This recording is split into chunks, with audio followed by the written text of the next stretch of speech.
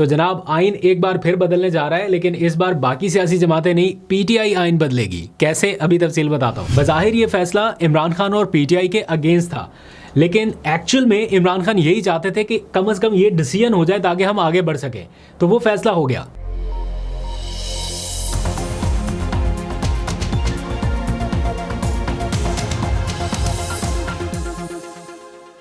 बिस्मिल्लाहिर्रहमानिर्रहीम, अस्सलाम वालेकुम। पाकिस्तान और दुनिया भर में देखने और सुनने वालों को अब्दुल कादिर का सलाम। पाकिस्तान में 11 दिसंबर की रात है और आज की जो सबसे बड़ी खबर है वो तो आपने टेलीविज़न चैनल्स पर देख ली होगी।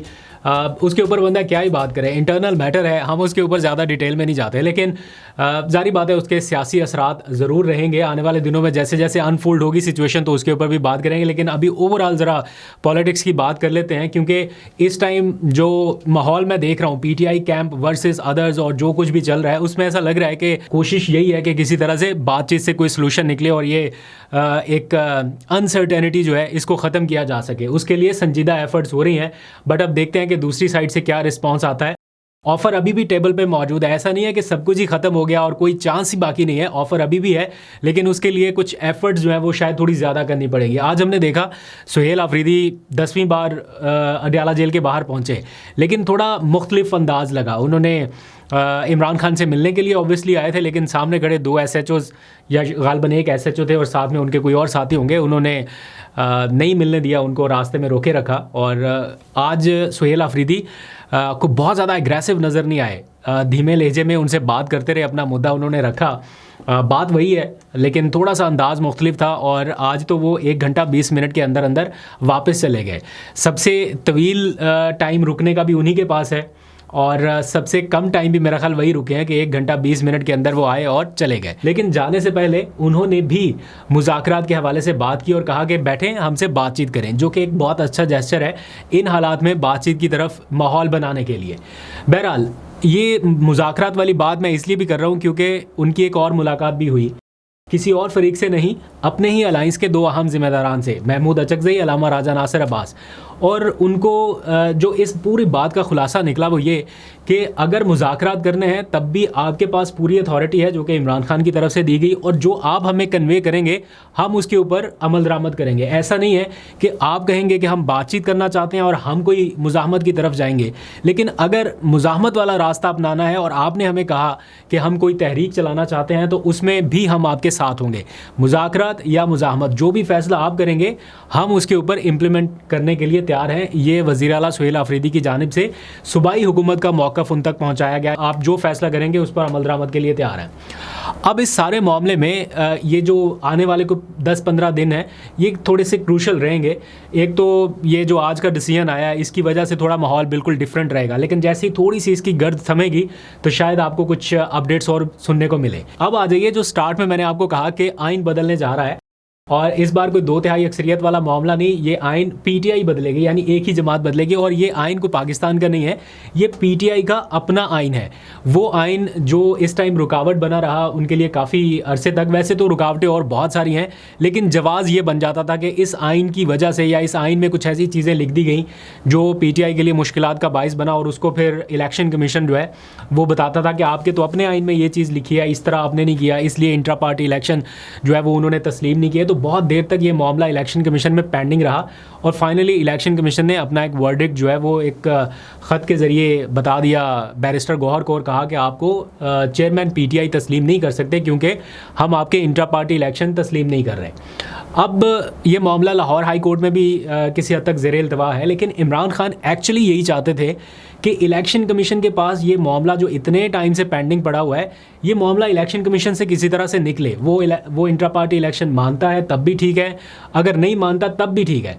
Imran Khan eight the moment ये चाहते हैं कि हम पार्टी के इंट्रा पार्टी इलेक्शन नए सिरे से करा दें और उसके नतीजे में नई लीडरशिप सामने आए। वो पार्टी चेयरमैन भी तब्दील हो सकते हैं, यानी बैरिस्टर गौहर भी बदले जा सकते हैं। ऑल्दो के इन हालात में मुझे लगता है कि बैरिस्टर गौहर जैसा इस मिजाज का आदमी पीटीआई को ज़्यादा सूट करता है। कहीं पे निगोशिएट करना है, बातचीत करनी है, मुज़ाकरात करने हैं, तो एक आध ऐसा बंदा होना चाहिए जो इस किस्म के रवैये के साथ भी बातचीत कर सके। बहरहाल इमरान खान साहब को लगता है कि शायद उनकी तब्दीली का वक्त आ गया और वो इसका इजहार 1-2 बार कर भी चुके हैं, लेकिन चूंकि मामला इलेक्शन कमीशन में पेंडिंग था तो वो हो नहीं रहा था। तो इलेक्शन कमीशन ने कह दिया कि हम बैरिस्टर गौहर को चेयरमैन पीटीआई तस्लीम नहीं कर रहे। दैट मीन्स कि at the moment technically barrister Gauhar sahab जो है वो पार्टी के चेयरमैन नहीं रहे, और इमरान खान एक नया चेयरमैन भी लाना चाहते हैं या इस मामले में कोई तब्दीली भी चाहते हैं। तो एग्जैक्टली वही हुआ जो वो चाहते थे। अब इस सिलसिले में सलमान अकरम राजा ने गुज़िश्ता रात एक नोटिफिकेशन जारी किया, और उस नोटिफिकेशन का जो उन्वान है बेसिकली वो यही है कि पार्टी आइन में नज़रसानी की जाए। उसके लिए एक कमेटी कायम की गई है, गालबन 7 रुकनियाँ हैं या 10 रुकनियाँ, 7 रुकनियाँ आई गैस, और उसको 10 दिनों का टाइम दिया गया है कि अपनी पार्टी के आइन में ऐसी तब्दीलियां लाई जाएं जो हमारे ख़िलाफ़ इस्तेमाल ना हो। जो अभी कुछ शिकें ऐसी हैं जो हमारे अपने अगेंस्ट इस्तेमाल हो जाती हैं इलेक्शन कमीशन में, वो इमरान खान ने उस टाइम बनाया था आइन बहुत ज़्यादा शफाफियत के लिए, बहुत ज़्यादा कि जनाब हम देखें मिसाली आइन बना रहे हैं, इसमें हमारी अपनी अकाउंटेबिलिटी, हमारा अपना प्रोसेस, बहुत सारी चीज़ें, वो फिर अब उन्हीं के अगेंस्ट इस्तेमाल होना शुरू हो गई थी, जवाज़ बन जाता है। तो अब पीटीआई ने यह फ़ैसला किया कि हम अपना आइन बिल्कुल वैसा बनाएं जैसे बाकी सारी जमातों का है। जब उनके लिए कोई हर्डल नहीं है तो हमारे लिए भी ना हो।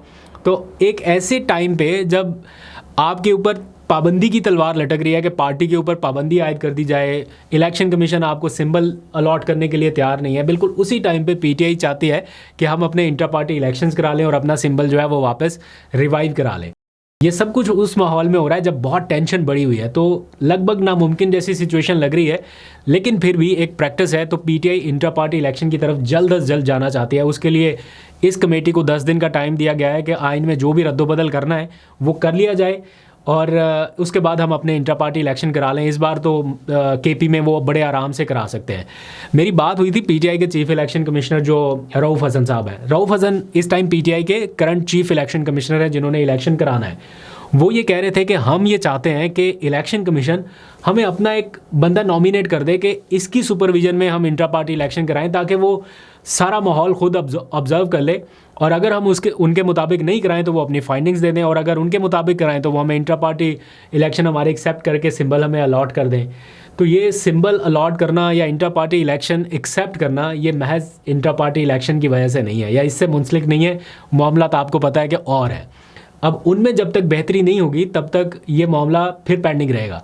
लेकिन मुझे ऐसा लगता है कि शायद बैरिस्टर गौहर या और बहुत सारे ऐसे ओहदेदारान जो इस इंट्रा पार्टी इलेक्शन की वजह से अभी तक अपने ओहदों पर बरकरार हैं और इमरान खान उन्हें हटा नहीं पा रहे थे, वो शायद यहाँ से रुखसत हो जाएं आने वाले चंद दिनों में, या बदल दिए जाएं, उनके ओहदे बेसिकली बदल दिए जाएं। तो इमरान खान जिस तरह के लोगों को अपॉइंट कर रहे हैं, थोड़े एग्रेसिव नेचर के लोग, तो क्या पीटीआई का चेयरमैन भी इस नेचर का आने वाला है, ये देखना होगा। क्योंकि मुझे लगता है, ज़ाती तौर पे मुझे लगता है कि बैरिस्टर गौहर इन हालात में सूट करते हैं। क्यों?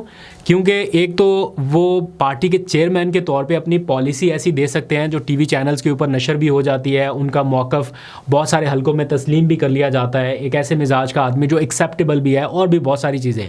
और अगर पार्टी का चेयरमैन भी कुछ ऐसा लग जाए जिसकी एक्सेप्टेंस ना हो, या जिसके बारे में ऐसा तासुर आए कि ये बहुत अग्रेसिव और बहुत जैसा सुहेल अफरीदी के बारे में एकदम से अग्रेसिव रिस्पॉन्स आना शुरू हो गया था, तो फिर कॉन्फ्लिक्ट जो है वो रिजॉल्व होने की बजाय बढ़ता जाएगा। मैं ऐसा नहीं कह रहा हूँ कि पीटीआई को सूट नहीं करता या होना नहीं चाहिए, जिस तरह की उनकी पॉलिसी है वो ज़ाहिर बात है आगे उनको वही सूट करता है कि कोई एग्रेसिव किस्म का हो। लेकिन इन हालात में जब आपको रिजॉल्व की तरफ बढ़ना है तो मेरा ख्याल है ये आपके लिए ठीक है। बट बाकी जो इमरान खान का फ़ैसला, जो उनकी पार्टी का फ़ैसला, वो बेहतर जानते हैं।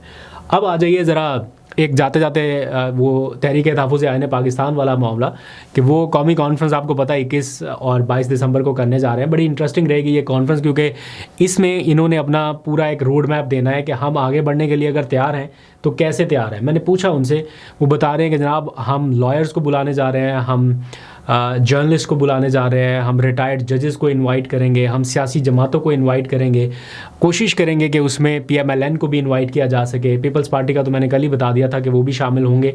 तो अभी इसके ऊपर मुशावरत जारी है, और वो चाहते ये हैं कि हम एक ऐसा रोड मैप तैयार करें, ऐसा चार्टर्ड तैयार करें जो सारी सियासी जमातों को काबिल कबूल हो। वो पहले शर्त ये यहाँ से शुरू करते थे माजी में या हालिया, कि हमारा सबसे पहली शर्त इमरान खान को रिहा किया जाए, दूसरी शर्त मैंडेट वापस किया जाए। तो जब वो शराइत लिख के हुकूमत को पहुंचाते हैं तो मामला उधर ही ख़त्म हो जाता है। तो इसलिए कहीं ना कहीं थोड़ी बहुत रद्दोबदल करनी पड़ेगी अपने चार्टर ऑफ डिमांड में, अगर मामला को आगे लेके बढ़ना है। देखते हैं कहाँ तक जाता है ये। इन्हीं 5-7 दिनों में इसके सारी चीज़ें तैयार होंगी तो फिर आपको अपडेट कर दूँगा। अभी तक के लिए इतना, अपना बहुत सा ख्याल रखिए। अल्लाह हाफिज़।